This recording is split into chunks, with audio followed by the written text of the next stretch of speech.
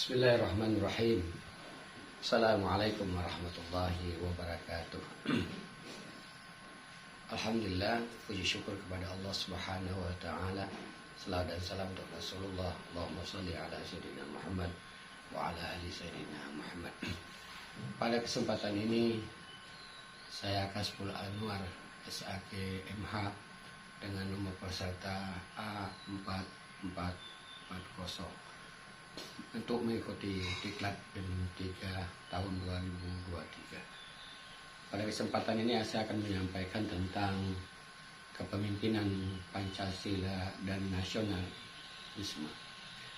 Kepemimpinan Pancasila adalah kepemimpinan yang dilandasi oleh nilai-nilai Pancasila, yakni nilai ketuhanan, kemanusiaan, persatuan, musyawarah dan mufakat dan keadilan.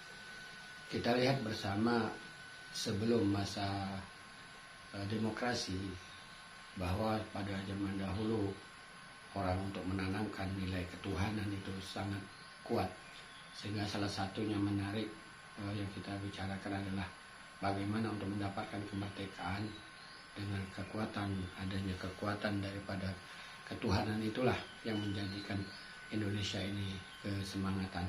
Kemudian ada persatuannya, maupun suku apapun, bangsa apapun, dia akan bersatu di dalam menyampaikan untuk meraih kemerdekaan ini. Nah, maka pemimpinan Pancasila itu ada salah satunya filsafah hidup bagi bangsa Indonesia. Kemudian rasa nasionalisme.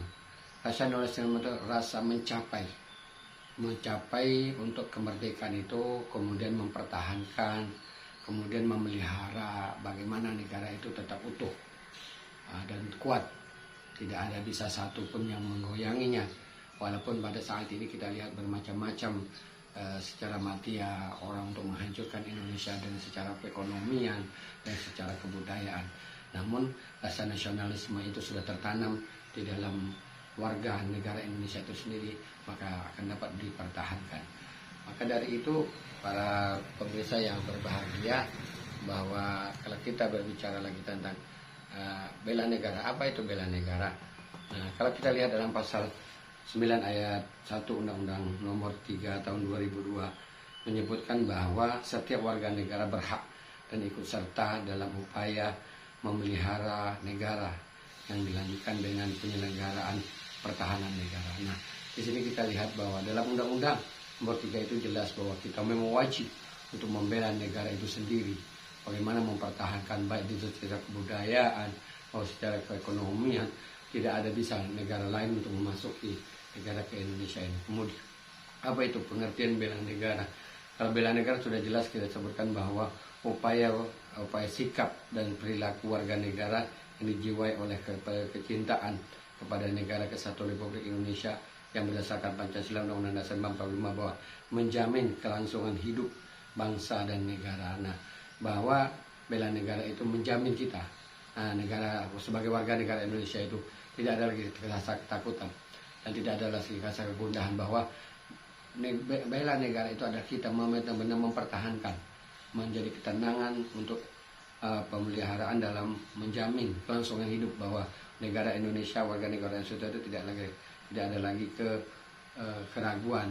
Bahkan kalau kita lihat lagi bersama, sebagai kewajiban dasar manusia untuk merupakan kehormatan sebuah negara dilaksanakan dengan penuh kesadaran, tanggung jawab dan rela berkorban dalam pengabdian negara dan kebangsaan Indonesia itu.